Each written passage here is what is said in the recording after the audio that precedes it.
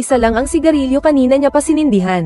Tapos ngayon, sasabihin niyang titigil na siya sa paninigarilyo. Magtititigil na ako sa paninigarilyo. May alam daw siyang paraan ang kaibigan niya. Ngayon na raw, titigil na siya. Kaya naman, dahil sa kalasinggan, pumunta siya sa klinika. Pero hindi niya makontak ang girlfriend niya. Ang daldal naman ng may-ari ng klinika, pero 6 na sesyon pa rin ang kailangan. Pwede bang isang bagsakan na lang? Hindi pwede. Inilagay ng amo ang panukat sa unang antas. Pagkatapos ay naghanda na, ngunit inikat niya ang panukat, diretso sa pinakamataas na antas. Hindi napansin ng amo ang kanyang gamit. Kinuha niya ang 2 electrode ng electrotherapy machine. Medyo kinabahan si Xiaoqiu. Dahan-dahan ding lumalapit ang boss, para mawala na talaga. Tapos, isang bagsak, tapos na. Pagkagising niya ulit, nasa ospital na siya. Umiiyak ng pagkalakas-lakas ang kaibigan ko. Dahil 3 araw siyang tuluyan na nawalan ng malay. Kinakabahan niyang tiningnan ang cellphone niya. Parang may napakahalagang bagay siyang nakalimutan. Pero nasira na ang cellphone dahil sa malakas na kuryente. Wala na itong silbi. Ako, bibilhan kita ng bagong cellphone. Pakisubukan pong pakalmayan ang inyong damdamin. Pinainom siya ng gamot ng nurse. Kinuha niya ang dilaw na tableta. May pag-aalinlangan. At nilamon niya ito. Ngunit pagkalunok pa lang ng gamot, napansin ni Xiaoqiu ang kakaiba. Sa kanyang harapan, hindi niya alam kung kailan. May nakatitig na manika pala. Pangalawang ospital ng bayan. Bahagya siyang sumandal, para mas makita ng mabuti. Pagkatapos ay inilahad niya ang kamay, at hinawakan ang manika. Anong ginagawa mo?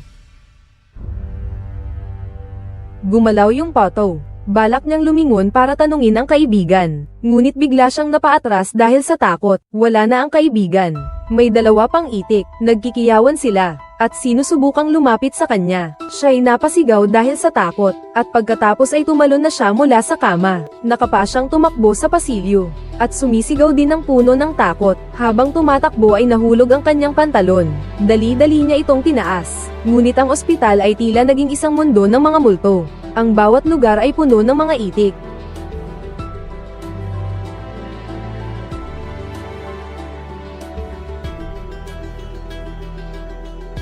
Tatlong itik ang nagmamadaling humakbang. Habang nagkikiyawan ng walang tigil, tumakas na naman siya. Nurse, lalong sumabit sa paningin ko ang mga dilaw na tableta sa istasyon ng mga nurse. Nung una, akala ko problema sa gamot. Hindi. Ang kulay pala, anumang kulay dilaw, nagpapaatake sa kanya. Lahat ay magiging photo. Minsan, 5 minuto lang ang gagaling. Pero minsan, aabutin ng mahigit kalahating oras. Matapos ang maingat na pagsusuri, hindi pa rin matukoy ng doktor ang sanhi. Mabuti na lang at malinaw ang pag-iisip niya. At naisa sa puso niya na hindi totoo ang pagiging photo. Pero simula noon, naninilaw siya kapag nakakakita ng dilaw.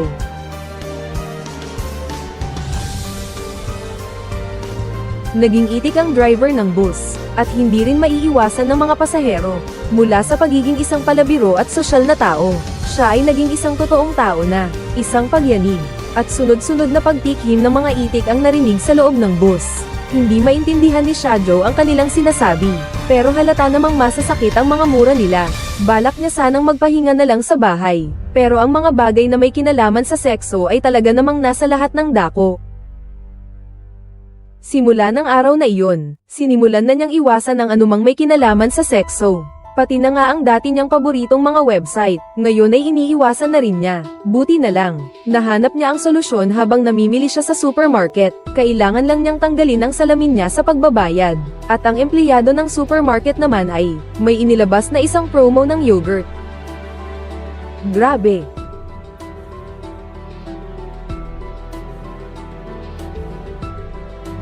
Okay lang.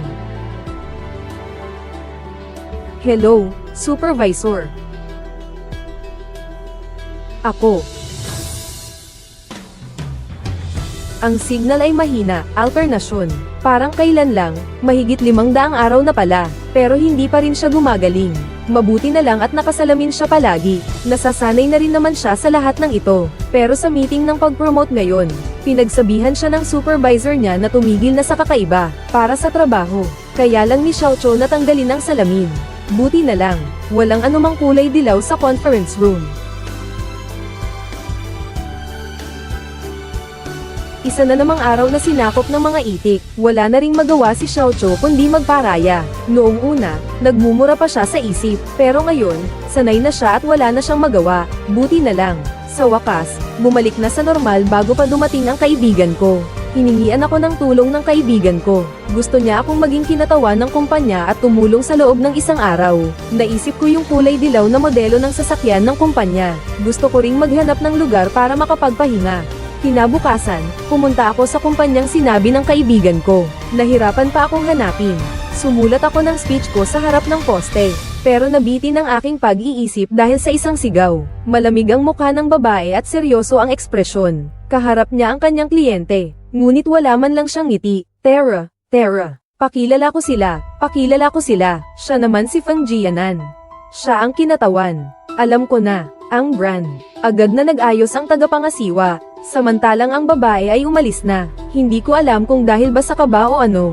Bago magsimula ang pag-record, nagsalin siya ng isang basong matapang na alak para sa sarili niya. Tapos, nakatalikod sa sarili niya. Ininom niya ito ng buo at walang pag-aalinlangan.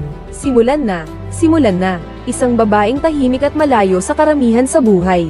Ngunit kapag nagsimula na ang pag-record, parang namumukadkad na bulaklak ang ngiti niya. Pero ang isang ganito kalaking influencer, ay paulit-ulit na kinukunan ng isang eksena sa simula pa lang. Hanggang sa umiral na ang tama ng alak, doon lang siya nakapasok sa kanyang papel. Pero habang pinagmamasdan siya ni Xiaoqiu na nahihiya dahil sa pagkamali sa linya, isang kakaibang damdamin ang sumagi sa aking puso. Parang wala sa mundo, ni hindi niya alam kung ano iyon. Matatalim na hiwa sa sibuyas. Napakagat lang ng bawat hiwa. Seryoso ang mukha, kalmado. Ni hindi man lang naapektuhan ng hapdi ng sibuyas. Nakatunganga si Small Boat sa kanya. Hindi niya namalayang napangiti siya. Hindi niya alam kung bakit. Ang gagandang kilay at mga mata ay may kakaibang kapangyarihan. Para itong mga pampalasa na pinaghahalo sa kawali, nakakaakit at hindi mapigilan.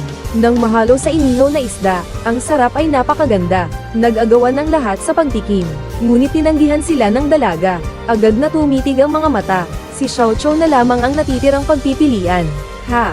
Tinanggal sa kanya ang salamin. Pinagpipintahan ng mukha. Gusto niyang makuha ang salamin niya. Ngunit tinanggihan siya ng makeup artist. Hindi niya mararamdaman ang pagiging kuhanan ng video. Hanggang sa siya na mismo ang makamera, doon siya kinabahan. Ano ba yan? Kahit na may binabasa lang siyang script, parang palaipat-lipat ang tingin niya. Hindi ko alam kung bakit, basta ang bigat ng pakiramdam. Pinaalalahanan siya ng staff na tikman ang inihaw na isda. Kumuha siya ng isang piraso at isinubo. Sabihin mo ang nararamdaman mo. Nararamdaman. Totoo ba? Magsasabi ako ng totoo. Hindi pa luto ang isda. Napakahirap naman itong makaluto. Mag-iimbita ng hapunan si Ate Jianan ngayong gabi. Hindi maisip ng buong sangkatauhan. Ang isang food blogger na may milyon-milyong followers. Ang niluluto ay hindi lang maganda tingnan, kundi pati pala ang isda ay hindi luto. Kasi naman, hindi naman natitikman ng mga manonood ang lasa. Nakuhanan na ba lahat? Nakuhanan na. Balikan ko lang yung replay. Akala ko yung paghihirap sa panlasa lang ang aabutin ko. Pero napilitan pa siyang mag-shoot ng advertisement. Ang mas nakakainis pa, 6 na araw pa siyang sasali sa ganitong programa. Liu Ying, ang gagong yun. Hindi ba't sabi mo 1 oras lang to? Ano, nasa gitna ako ng bagyo. Mahina ang signal. Bagyo. Simula ng araw na iyon, hindi na niya pinaniwalaan ang kanyang mga mata. Kahit na ang sangkap ay mukhang napakaakit, wala siyang kahit kaunting pag-asa sa kanyang puso, pati na ang kagandahang nadarama niya sa pagtitig. Nawala na rin ang usok at apoy. Kitang-kita na ang tagumpay, ngunit gusto niyang tumakas ng palihim, pero isang sigaw, ang pumihil sa kanyang mga paa. Bahagyang nanginginig ang hawak niyang chopstick na may karne, para bang nakakaranas ng paghihiwalay ng buhay at kamatayan. Isang grupo ng mga tao na may mga nakakalokong ngiti sa labi. Inaasahan ko ang pagkabigo ulit ng streamer.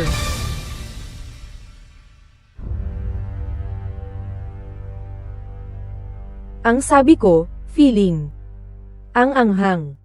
Isa #1. 68 katao. 68 katao at Jianan Canteen. Sunod-sunod na pagkatok, paulit-ulit na pagtikim.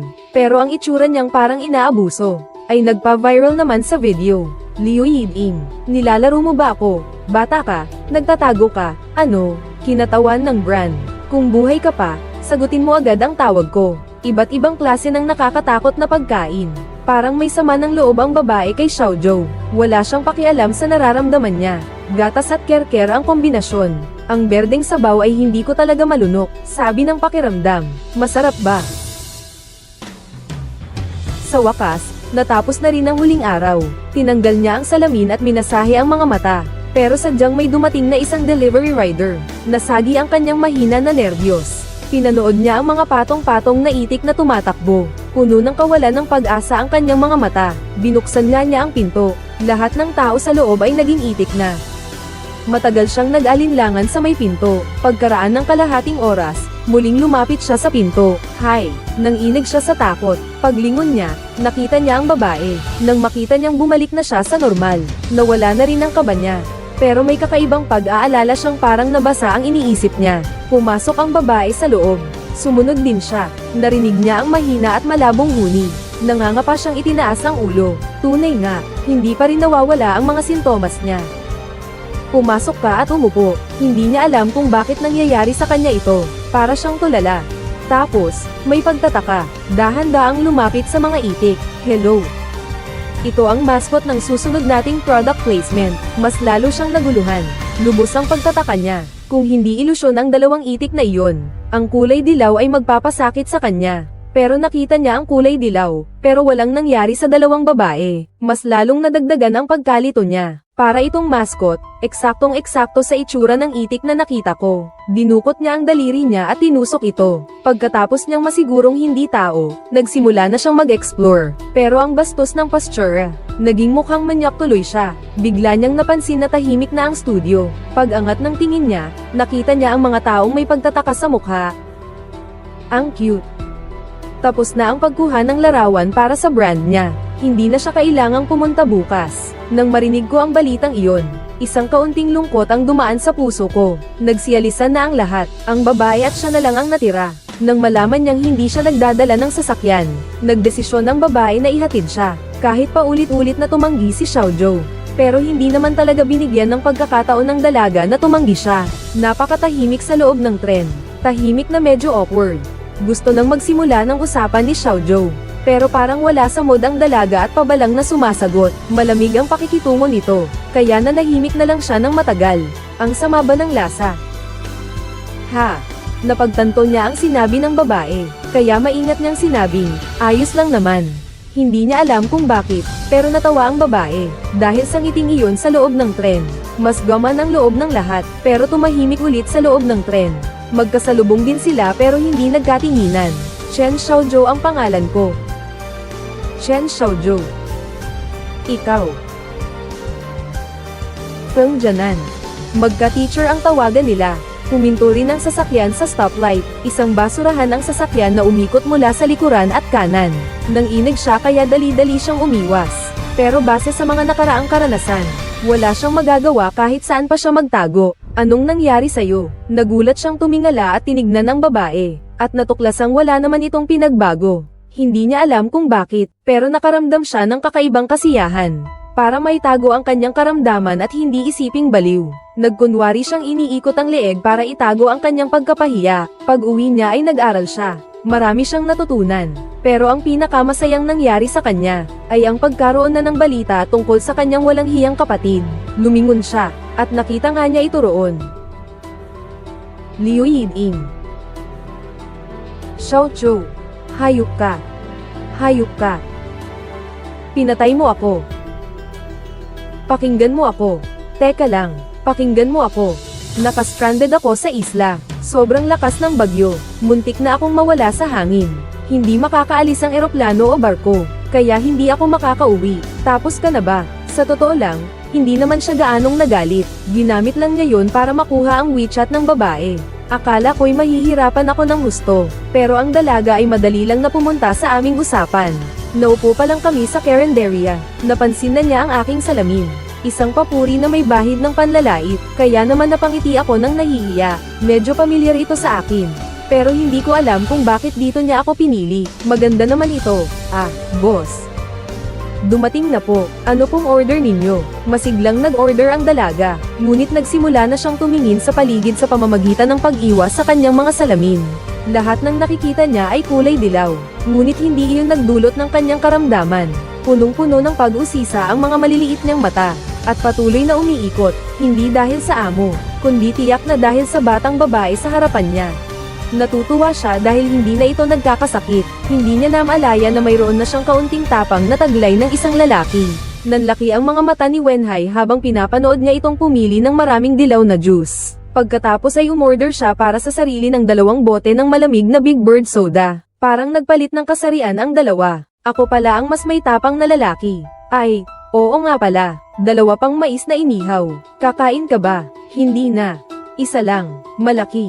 Kumunat ang noo ng babae. Puno ng pagtataka ang mukha niya. Ngunit ang saya ni Chen Xiaozhou ay may tago na lamang niya sa kanyang puso. Hindi niya ito may bahagi sa babaeng nasa harapan niya. Binuksan ang bote ng beer. Binuksan ang takip ng juice. Pagkatapos nilang mag-cheers, uminom silang dalawa. Nakita ng babae ang kasiyahan niya. Sinubukan din niyang magtanong, pero umiling ito. Tapos ay tumawa ng malakas. Ano ba ang kailangan mo sa akin ngayon? Wala naman. Ilibre lang kita ng pagkain. Yung last time lang. Gusto mo bang magtrabaho sa studio? Medyo masaya naman akong magtrabaho rito. Ang peke niyang sinabi ay naputol ng tunog ng telepono. Tumayo naman ang babae para sagutin ang tawag. May inilapag ang amo na isang plato. Lumingon siya, at nasal-ayan niya ang mais. Pero kakapitas niya lang ng mais. Dumating ang pamilyar na pakiramdam. Tahimik ang mundo. Pagtingin ko, puro pato.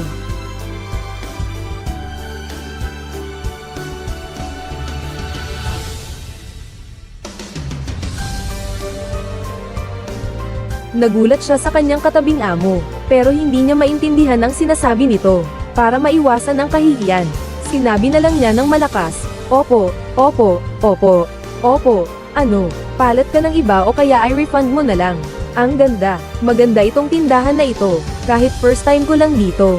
Maganda nga, wala na palang talong. Palat ka ng iba o kaya ay refund mo na lang. Ang laki. Ang laki, tama lang. Malaking mais pala to, pwede na. Ang laki. Malaking talong, wala naman. Isinauli mo ba o pinalitan?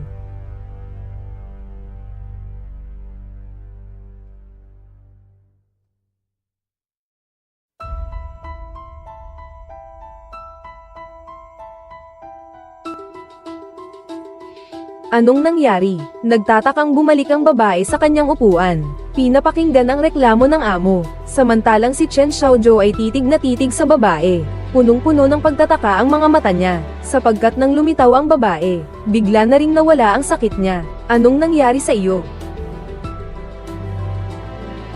Naalala niya ang sinabi ng doktor, marahil ay dahil sa babae nakakaramdam siya ng kapanatagan. Kaya naman nagsimula siyang manood ng telebisyon buong gabi. Sinisikap niyang mahanap ang sagot sa babae.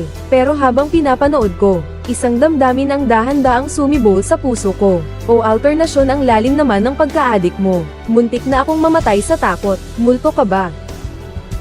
Tapos papasok ka lang sa bahay ko nang hindi kumakatok. Wala akong susi ng bahay niyo. Ano pa bang kakatok ko? Ibinahagi niya ang nangyari sa mga kaibigan niya. At naibahagi rin niya ang katiyakan sa kanyang puso, basta't kasama niya ang babae. Hindi na niya nakikita ang kahit anong photo. Pero ang problema, hindi naman pwedeng lagi silang magkasama ni Chen Xiaozhou. Ngunit nabasag ng boses sa telebisyon ang mga hadlang. Narinig niya ang sabi ng babae na gusto siya ng mga manonood, at gusto nilang maging regular siya sa programa. Kaya naman, opisyal ko pong iniimbitahan si Ji Xiaochou ngayon. Malugod ka naming tatanggapin bilang regular na panauhin sa aming programa. Kung kami naman po ay magkakaroon ng karangalan. Sige, ganun na lang. Call him. Pagod na, tapos may biglang dumating na tulong. Matagal siyang nakatitig lang sa screen, tulala. Hindi rin niya maintindihan kung saan nanggaling ang swerte niya.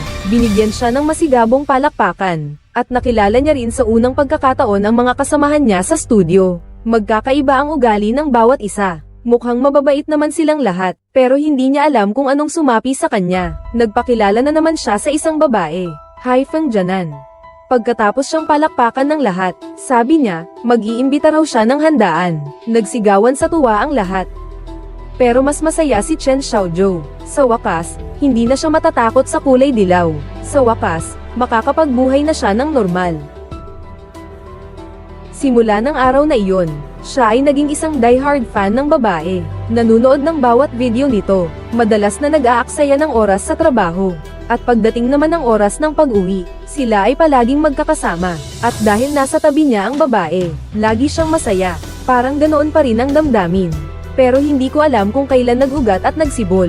Parang kanta niya. Gusto niya ang babae sa tabi niya.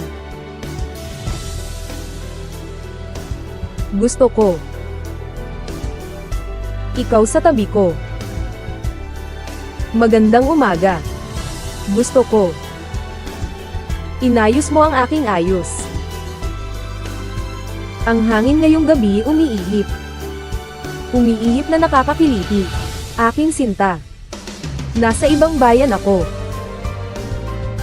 Nasisilayan ko ang pag-uumaga. Kasalanan ng gabing ito. Nakakaakit na kabaliwan. Kasalanan ng gitara. Napakalungkot ng tinugtog. Kakanta ako. Gabi-gabi kitang iniisip. Aking sinta. Nasa ibang bayan ako. Nasisilayan ko ang pagsikat ng araw. May hawak siyang kape. Wala rin siyang salamin sa ulo. Bago lang siyang tauhan sa studio. Pero ang takot niya ay lampas sa itik. Di maipaliwanag na kompetisyon ng mga lalaki. Kaya medyo nagpanik siya. Nang makita niya silang dalawa na magkalapit, dali-dali at nagmamadali siyang umiwas ng tingin. Kahit na kunwari ay abala siya. Pero ang tibok ng puso ko'y biglang bumilis. Kahit na puro trabaho ang pinag-uusapan namin. Parang ang sakit pa rin sa akin. Bigla na lang akong nainis. Lalong hindi ko nagustuhan ang itsura ng lalaking iyon. Ang mga garapon na ito, sa tingin ko, magandang props ito. Para mas maging natural ang atmosphere. Ayos lang naman. Gustong gusto ko ang inyong kulay dito sa studio. Pati na rin ang damit mo ngayon. Sa tingin ko ay maganda. Sa wakas, umalis na rin ang lalaking iyon. Nakasurvive na rin siya. Pero nang marinig kong niyaya niyang kumain ang babae, ang kalmadong puso ko'y muling nag-alala. Ginagamit niya ang pangkiliti sa kama. Ang pagkiling sa kompetisyon ay sumibaw na rin sa puso ko. Nahihiya sa akin ang mga kaibigan ko sa itsura ko ngayon. Duwag na parang babae. Dahil sa stress sa trabaho ang palusot ni Chen Xiaozhou. Pero nakikita naman ng mga kaibigan ko ang totoo. Oh why. Kung gusto mo, edi gusto mo. Anong hindi maamin-amin? Sasabihin ko sa iyo, dapat mong maunawaan ang kahalagahan ni Feng Jianan. Siya ang ibig sabihin ng photo. May sakit ka. Siya ang gamot. May sakit ka.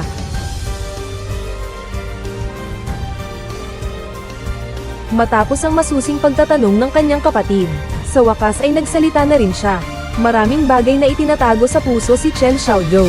Marami rin siyang gustong sabihin. Pero kapag nakikita niya ang babae, pero hindi niya alam kung bakit hindi niya masabi. Nang marinig ito ng kapatid niya, agad niyang kinuha ang cellphone niya. Sinadya naman niyang magpahuli ng kaunti, at naghintay na matapos mag-text ang kapatid niya bago sumingit. Nuz end na. Ang bilis ng kamay. Hindi lang pala ang kapatid ko ang mabilis ang kamay.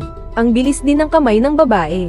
Habang nag-aagawan silang dalawa, nakasagot na ang babae.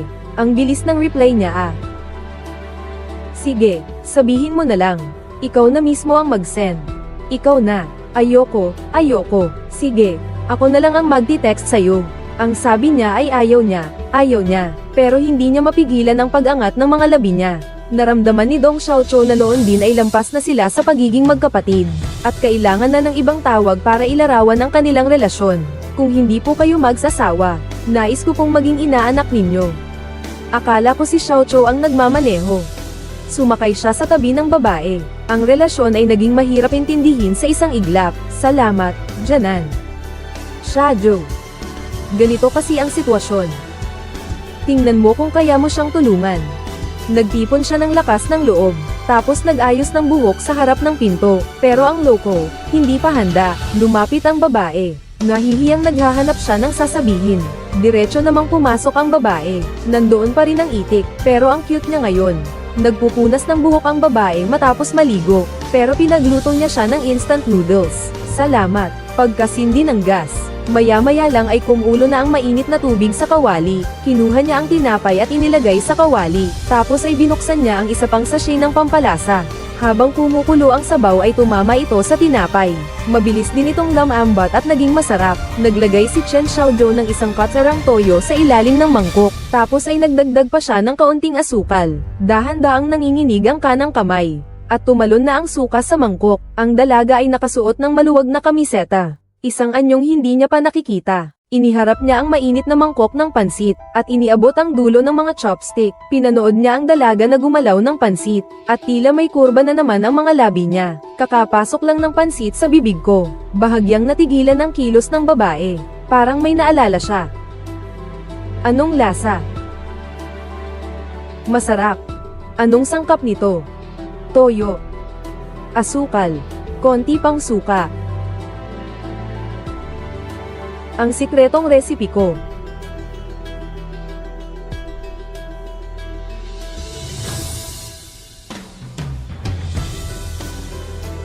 Anong nangyari? Medyo maanghang.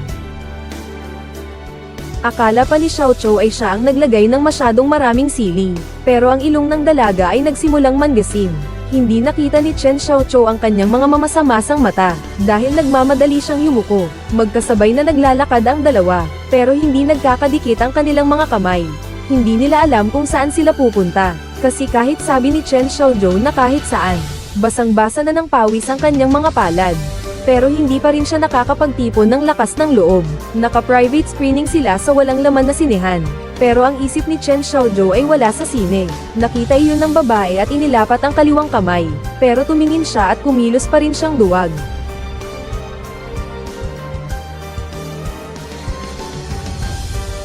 Kumusta? Ano sa tingin mo? Ha? Ang pelikula. Ayos lang naman.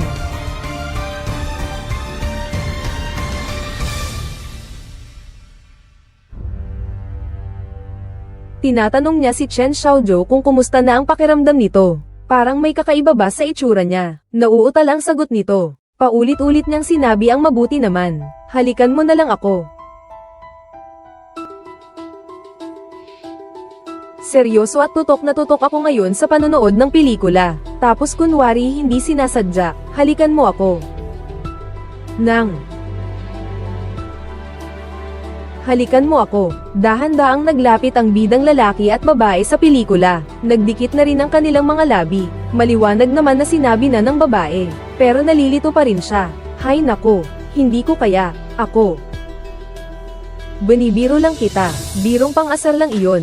Nawala ang awkward na atmosphere. Hindi naman lalong lumala ang pagiging duwag ni Chen Xiaozhou. Nawala rin ang hindi makatwirang kahilingan ng babae. Pero si Chen Xiaozhou na na-realize na ang nangyari. Puno ng pagsisisi ang puso niya. Hindi niya nagawang samantalahin ang pagkakataon. Medyo nagsisisi siya ngayon. Sinasabi ni Chen Xiaozhou na masyadong mabilis ang progreso. Sabi niya, kailangan ng dahan-dahan. Pero patuloy na iniwagayway ang kanang kamay. Parang may ipinahihiwatig. Dahan-dahan. Dahan-dahan mo munang panoorin. Mauuna na ako. Sa malaking screen, hinihila ng babaeng bida ang katawan ng lalaking bida. Parang dahil lang sa sinabi niyang dahan-dahan. Hindi ba ang awkward ng atmosphere? Nakatayo lang siya ng tulala sa balkonahe. Puno ng alaala ng gabing iyon ang isip niya. Gusto ni Chen Xiaozhou na nasa tabi niya ang babae. At ano pa nga ba ang gusto niya? May free time ka ba sa weekend? May gagawin tayong outdoor shoot. Nagkakilala ang dalawa sa universidad. Ito mismo ang alma mater ni Chen Xiaozhou. Ang eksena sa labas na ito ay nangangailangan ng pag-arte. Si Chen Xiaozhou, bilang pangunahing lalaki, ay makakasama ang pangunahing babae. Mula umaga hanggang gabi ang pag-shoot, ngunit medyo nalilito siya sa eksena. Dahan-dahan siyang lumapit. Ulit-ulit niyang sinabi ang isang linyang iyon ng 3 o 4 na beses. At may pagkamalandi pang isinaksak ang mga kamay sa bulsa ng pantalon. Huminto muna. Guro Xiaozhou, wala ka pa sa screen. Buksan ulit. Pumasok na rin siya sa wakas sa screen. Pero ang awkward naman ng pag-arte niya. Kaya naman napatawa ang dalaga. Pagtatapos. Isang pagtatapos. Isa rin itong simula. Tingnan mo. Medyo malungkot ka. Kumain ka na lang nito. Pagkatapos ng mahigit 10 pagkuha, si Chen Xiaozhou ay lalong kinabahan. Wala nang nagawa ang lahat, kaya pinatigil na lang ang pagkuha. Nag-iisa siyang umupo at nag-memorize ng linya. Pero ang iba't ibang maliliit na hayop ang gamulo sa kanya. Mabuti na lang at dahil sa kanyang pagpupursige, naalala na niya ang linya. Ang kalagayan ni pasyente Chen Xiaozhou ay mas komplikado pa sa inaasahan. Ang kanyang mga sintomas ng paningin at pandinig na ilusyon, kapag hindi naagapan ng maayos, ito ay magdudulot ng napakaseryosong mga kahihinatnan. Pero basta't lumalabas siya sa tabi ni Chen Xiaozhou, hindi niya nakikita ang mga pato. Tapos kaya mo bang tiyakin na sa bawat segundo, lagi siyang nasa tabi ni Chen Xiaozhou? Hindi. Hindi mo talaga kaya. Naghahanap ako ng marunong lumangoy. Nakatunganga lang siya kay Chen Xiaozhou. Puno ang isip niya ng mga sinabi ng doktor. Nagsisigawan at nagdiriwang ang mga tao sa likuran niya. Unti-unti siyang lumayo pero may pag-aalala sa mukha. Sa tingin ninyo po, ano ang makakatulong kay Xiaozhou? Ang taong nalulong sa pag-ibig. Parang naging tanga na lang siya pagkatapos. Nag-uusap siya mag-isa habang nagto-toothbrush. Minsan, tumatawa pa siya ng malakas. Pero ang pinakamalala pa ay, nasira ang salamin niyang kinakailangan niya sa buhay. At magsisilita na siya ngayon. Bigla namang tumawag ang supervisor niya at pinaggamit siya ng yellow na plano. Tiningnan niya ang sirang salamin. Para bang tadhana na ito. Isa-isa nang umaakyat sa entablado ang mga kalahok sa kompetisyon. Susunod na siya. Kahit alam niyang wala na siyang pag-asa, nag-memorize pa rin siya. Sa huli, hindi nakaiwas si Chen Xiaozhou sa lahat ng ito. Kinakabahan siyang nahigpitan ang hawak sa remote. Nanginginig ang buong katawan niya. Isang malaking grupo ng mga dilaw. Sinabi rin niya ang kanyang pambungad na salita. Pagkatapos ng biglaang pagtalikod, nakita niya ang malawak na dilaw. Isang pamilyar na pakiramdam ang dumating. Nanginginig ang lahat ng bagay. Tunay nga, pagkatapos lumingon, lahat ay naging itik ulit. Hindi niya ito pinagsigawan. Dahan-dahan niyang inaliw ang sarili. Naalala niya ang gabing iyon na nakaupo ang babae sa tabi ng driver. Nagpatuloy siya sa kanyang pagsasalita.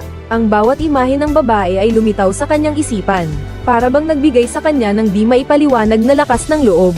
Mabuti na lang at hindi na kailangan pang makipag-usap. Kaya niyang magpanggap na hindi niya naririnig ang pag-iingay ng mga itik. Ganun lang. Hindi lang natapos ni Chen Xiaozhou ang pagsasalita, kundi mas lalong pinalakas pa niya ang koneksyon ng bagong proyekto at ng account ng babae. Sa salo-salo, nag-i-inhuman at naglalaro ang lahat. Ang mga pagkain sa hapag ay hindi inaasahang masarap. Umiling ang babae at bumulong sa direktor.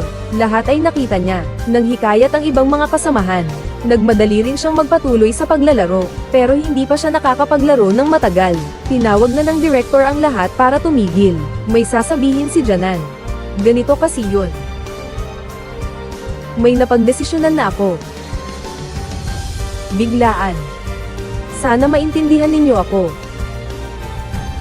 Dahil sa isang personal kong dahilan, magsisimula na kaming magpahinga simula sa susunod na linggo. Opisyal nang titigil ang pag-update. Ang pagtigil ay nangangahulugang paghihiwalay. Lahat ay mukhang nalulungkot. Sinabi ng babae ang kanyang dahilan. Nais daw niyang magbago ng estilo ng pamumuhay. Ang direktor ang unang nag-inuman. Pero hindi pa rin napapagana ang atmosfera. Sa totoo lang, kahit tumigil na ang babae sa pag-update, may plano pa rin naman ang team na ito. At salamat kay Xiaozhou dahil ikinonekta niya ang sarili niya sa company meeting. Ang handa ng team na ito ay kailangan ding alagaan ni Xiaozhou. Pinanood ni Chen Xiaozhou ang pagtayo nito at pag-inom. Pinanood niya itong uminom ng sunod-sunod na baso. Pero ang may kakaibang ayos nito ay hindi nagsalita. Tumakbo siya sa isang tabi at umiyak ng pag-iyak. Nang lahat ay lumapit para aliwin siya. Ang editor na may social anxiety ay nanggasim na rin ng ilong. Buti na lang, napansin siya ng babae bago pa siya tuluyang umiyak. Super!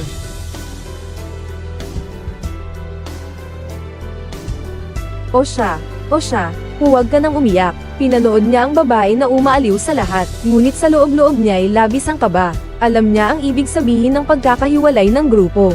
Ngunit natatakot siya na kasama rin siya sa paghihiwalay na iyon. Pagkatapos umalis ng editor, lumapit ang babae. Magkaguro ang tawagan nilang dalawa.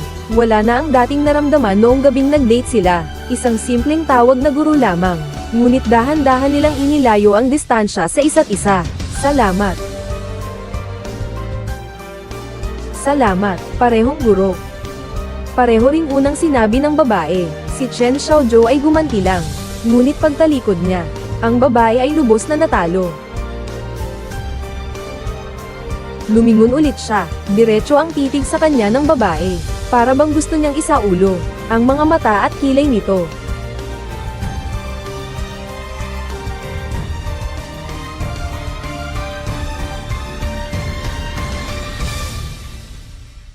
Pasensya na. Nalasing ako. Nanghingi ako ng tawad. Magpa-picture tayo. Halik. Lalo pang kinabahan si Xiaoqiu. Alam na niya kung ano ang pagsisisi, kung ano ang huling pagtatangka bago ang paghihiwalay. Parang ang halik na ito na medyo kakaiba, ay nagsasabi ng isang pamamaalam na hindi na muling magkikita, tulad ng plano. Tumigil sa pag-update ang account ng babae. Sabi niya, pupunta siya sa malayo, sa lugar na hindi pa niya nararating. Parang pagkuha ng litrato. Punong-puno ng lungkot ang mga mukha nila, pero nang mapindot na ang kamera, ang laki ng pagkakaiba, parang mga bulaklak na nakangiti. Nawala na ang babae sa buhay niya. Tinanggal na rin niya ang salamin. Hindi makontak ang telepono. Hindi rin sumasagot sa mensahe. Nawalan na ng lasa ang paborito kong ramen. Para bang nawalan na rin ng lasa ang buhay ko. Ang mga itik na dati pinakakinatatakutan at ikinababahala niya, ay wala nang kahit anong epekto sa kanya ngayon. Para siyang nagtayo ng kulungan para sa sarili niya, at ikinulong ang sarili niya roon. Nakaayos na niya ang salamin. Naging mapula ang kulay ng screen. Nawala na hindi lang ang kulay dilaw sa kanya, kundi pati na rin ang lahat ng kulay. Pumasok na ang buong content team sa kumpanya ni Xiaoqiu, at nagsimula na ring magtrabaho ayon sa plano ni Xiaoqiu. Naka-recover na ang lahat mula sa pagkawala ng babae, pero siya lang ang nananatiling nalulubog dito. Kahit malungkot pa, ayaw pa rin niyang umalis. Parang yung photo sa studio, nandito pa rin tahimik na kasama siya.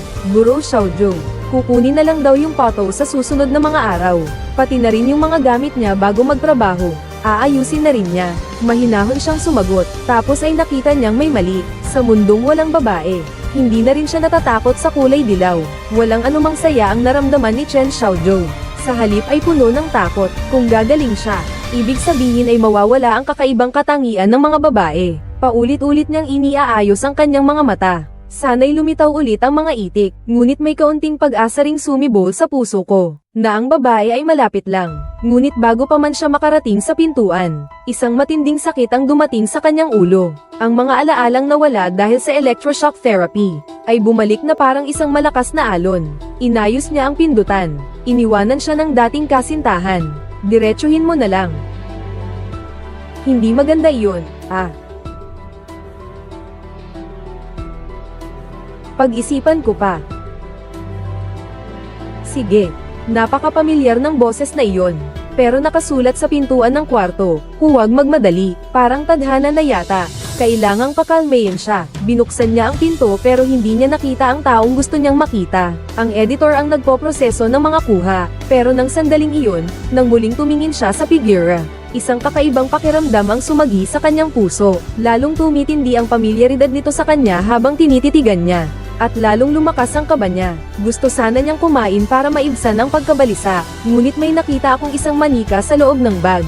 Pero nang buksan ko ito, isa palang ibang uri ng bangungot ang natuklasan ko. Eksakto, pareho ang itsura ng itik na ito. At muling binuksan ang sugat ng nakaraan. Dapat maging positibo, dapat maging masaya. Ito lang ang paraan. Doon lang lilito sa buhay mo ang isa. Hindi iyan ang problema mo. Pikit ang mga mata. Alalahanin mo ang pakiramdam ng paninigarilyo. Sinabi kong titigil na ako. Pero unti-unti lang. Ayaw kong magbago ng kaunti-kaunti araw-araw. Hindi ko kaya. Gusto ko lang ng mas simpleng buhay.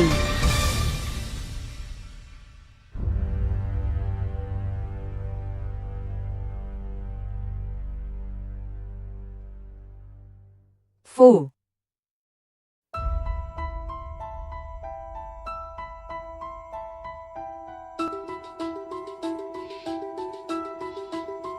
Isang libo, 371 araw na ang nakakaraan. Kakatapos lang nilang magkolehiyo. Si Chen Xiaoqiu ay parang eksena noong araw na iyon. May dalang baniling merienda at pumunta sa rooftop. Kukuha sana siya ng graduation picture. Ngunit sa gilid ng panganib ay may nakita siyang anino. May beer na nakalagay sa tabi ng malungkot na figura. Naisip din niya ang isang posibilidad. Para itong eksena sa panlabas na pagkuha noon. Nahihiyang lumapit siya. Gusto sana niyang makiramay sa babae. Ngunit ang taas ng gusali ay ikinagulat niya. Para itong eksena sa panlabas na pagkuha, iniabot niya ang baniling merienda. Tapos nagkwento siya ng isang nakakahiyang joke. Simula noon, siya ay naging bahagi na ni Chen Xiaozhou. Yung itik ba yun noong nakaraan? Oo, gumawa ako ng pendant. Akin. Sinehan. Kerahan. Sa mga sulok ng lungsod, makikita ang mga yapak nilang dalawa. Lumapit ka nga. Sasaktan kita. Hihintayin niya siyang umuwi, at sasabihin niya rito ang tungkol sa pagkakatanggi sa kanya sa trabaho. Isang maasahang balikat. Para maibalik ang tiwala ng kanyang kasintahan, tumulong siya sa paggawa ng account na iyon, para hindi na siya matense sa pagsisimula ng pag-shoot. Binuhusan niya ng isang basong alak ang kanyang kasintahan. Guro si Xiaoqiu. Diretsahang ininom. Swerte. Maliit, bundok, simula na, ngayon na, yung instant noodles na may kakaibang recipe. Kinain na niya kaninang umaga, dahil ang recipe, itinuro iyon ni Janan sa kanya. Ang sarap. Anong nilagay mo kanina? Toyo. Asukal. Konti lang na suka. Ang sikreto kong recipe.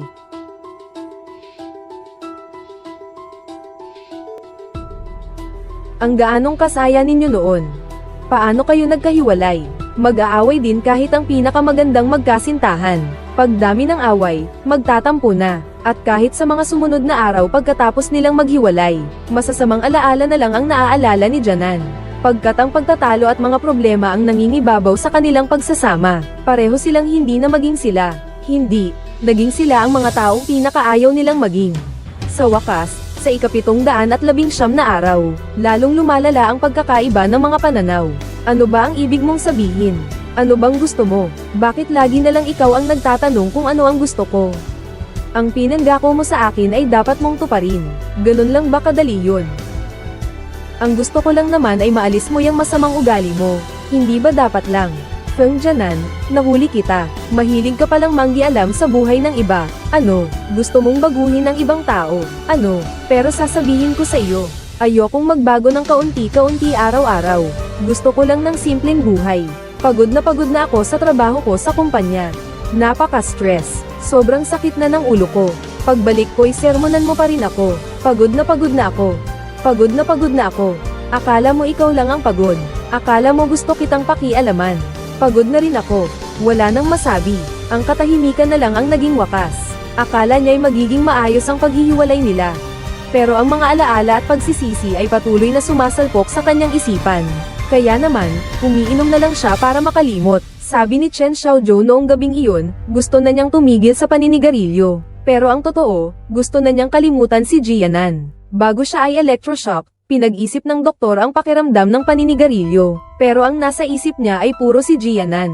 Kaya naman, pagkatapos ng isang malakas na electroshock, nakalimutan na niya ang lahat ng nangyari noon. Maliban lang sa isang itik, hindi niya maalis sa isipan. Masaya siyang nakalimot na sa lahat, pero si Janan ay naghintay hanggang hating gabi, hanggang sa hindi na muling umilo ang kanyang telepono, at tuluyan ng lumamig ang mainit niyang puso. Anong oras ba ang flight mo mamaya? Alas 11:30. Pagkatapos ng event dito, diretso na ako sa airport. Nanghihinayang siya sa relasyon nilang dalawa, kaya naman hindi niya maiwasang mapaluha. Bilang magkaibigan nilang dalawa, nanghihinayang din siya sa puso niya, hanggang sa sila ay mapabilis ng mga staff. Kaya naman dali-dali siyang pumunta sa susunod na activity. Palayan, palayan, palayan. Ngunit hindi ang kanyang kapatid ang nagsabi kay Xiaoqiu ng balita, kundi ang napakaganda at napaka-cute na si Xiao Zuangzhao. Pagkatapos niyang isulat ang address, siya ay tumakbo ng napakabilis na parang palaso. 170 higit pang tao ang nakapila para sa taxi. Parang ayaw huminto ng mga taxi sa gilid ng kalsada. Kaya naman nag-transform siya bilang isang profesional na atleta. Ginamit niya ang lahat ng kanyang lakas. Kahit na hindi na ako maalala ni Xiaozhou. Paniguradong hindi ko siya makakalimutan. Ang hindi pagkalimot ay ang muling pagkikita, ang pagmamasid niya ng palihim sa kanyang sulok, ang pagkukunwaring walang alam na pagsilip. Siya ulit ang nagpakilala sa sarili niya. Si Chen Xiaozhou, baliw na parang bata, siya'y duwag at mahina ang loob kaya hindi na niya magawang halikan ang sarili. Kung hindi dahil sa payo ng doktor, sana'y maibalik pa niya ang pag-iibigan nila, ang taong mahal niya. Ngunit wala nang kahit anong pagtatalo at pagkabagot. Sa totoo lang, masaya ako. Natutuwa akong makasama ulit si Xiaozhou. At magmahal ulit sa kanya. 2 beses na kaming nagkita. Pero may taong gustong makasama siya habang buhay. Hinahanap niya ito sa karamihan, pero wala siyang nakikitang pamilyar na anino, hanggang sa lumitaw ang nakasisilaw na dilaw. Doon na siya tumakbo ng walang pag-aalinlangan, pero sa mga nanonood sa bleachers, hindi na siya ang taong gustong-gustong makita. Host, nasaan na si Feng Jianan? Tapos na ang activity ni Jianan. Umalis na siya, tumakbo siya papunta sa stage nang walang pakialam, at sumigaw ng pangalan ni Jianan gamit ang mikropono. Kahit anong tigil ng brand, matigas pa rin ang ulo niyang ikinukwento ang joke na iyon. Ang mga maliliit na hayop na dati hindi niya maalala, ngayon ay kabisado na niya. Para lang matapos ang joke, umakyat siya sa katabing estante, at si Jianan nakakalabas lang ng parking lot, ay narinig din ang pamilyar na boses na iyon. Pinatay ng brand ang mikropono niya, umakyat siya sa itaas. Feng Jianan. Feng Jianan. Naririnig mo ba ako? May isang maliit na unggoy noon. Hindi ito marunong lumangoy, gusto nitong matutong lumangoy. Bumaba ito ng bundok, nakarating sa isang pampang ng lawa, hahayaan niya ang kanyang guro. Nakakita siya ng isang elepante. Sabi niya sa elepante, gusto kong matutong lumangoy. Pwede mo ba akong turuan? Sabi ng elepante, hindi ako marunong. Maghanap ka na lang ng iba. Hindi na dismaya ang unggoy. Nagpatuloy siya sa paghahanap. Nagpatuloy ang unggoy. Hanap ng hanap ng hanap ng hanap. Pagtingin ko, ang lalaking pangil nito. Baboy ramo. Umakyat na ang unggoy. Tapos, marunong bang lumangoy ang baboy? Gusto kong matutong lumangoy. Gusto ko talagang matuto. Tapos, sabi ng baboy ramo, hindi ako marunong lumangoy. Hanap ka na lang ng iba. Sabi naman ng unggoy, sige, ang laki naman nito. Ano to? Isang kamelyo. Hindi ako marunong lumangoy. Hanap ka na lang ng iba. Matalino. Ganito nga ang sabi. Kuya Luo, marunong ka bang lumangoy? Seryoso po akong gustong matuto. Kuya, turuan mo naman ako. Sabi ni Luo, disyerto ang probinsya namin, walang tubig. Hindi ako marunong lumangoy. Bangka. Bangka. Napakaganda. Isang pabo reel. Bangka. Chen Xiaozhou. Chen Xiaozhou. Lumingon siya at natigilan. Samantalang si Jianan naman ay nakatingin sa kanya na puno ng luha ang mga mata. Isang plum, ang pagtalon ni Xiaozhou. Pagkatapos ay dahan-daang lumapit at ipinagpatuloy ang pagkukwento ng biro na hindi pa natatapos. Pero ang dating napaka-immature at nakakatawang biro, ay nagpaiyak sa dalawa. Hanggang sa matapos ang biro, ay patuloy na tumulo ang mga luha sa kanilang mga pisngi. Natutuwa akong makilala ka. Marunong akong lumangoy. Tuturuan kita. Nang mga oras na iyon, itinaas ng unggoy ang ulo nito. Sabi, bakit ngayon ka lang? Bakit ngayon ka lang? Bakit ngayon ka lang? Dapat maging positibo. Kailangan mong maging masaya. Sa ganoon lang. Sa buhay mo, may lilito na isang maliit na itik.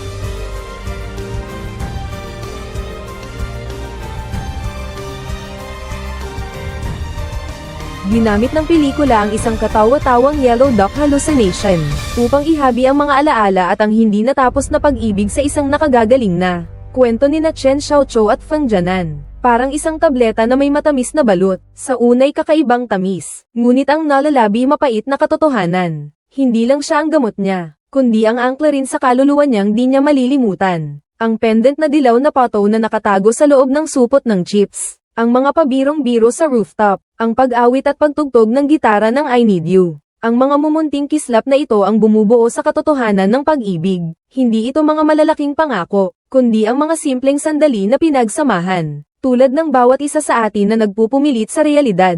Tanggapin lamang ang mga pagkukulang ng buhay, para makasundo ang pag-ibig. Marahil hindi perpekto ang pelikula, Ngunit ang taos-pusong pagiging simple nito, sapat na para mapaluha ang bawat taong naligaw na dahil sa pag-ibig, sapagkat, si Gia ay hindi naman ang nag-iisang maliit na dilaw na pato na umaasang makikita. Isang magandang pelikula araw-araw. Inaasam ko ang susunod nating pagkikita.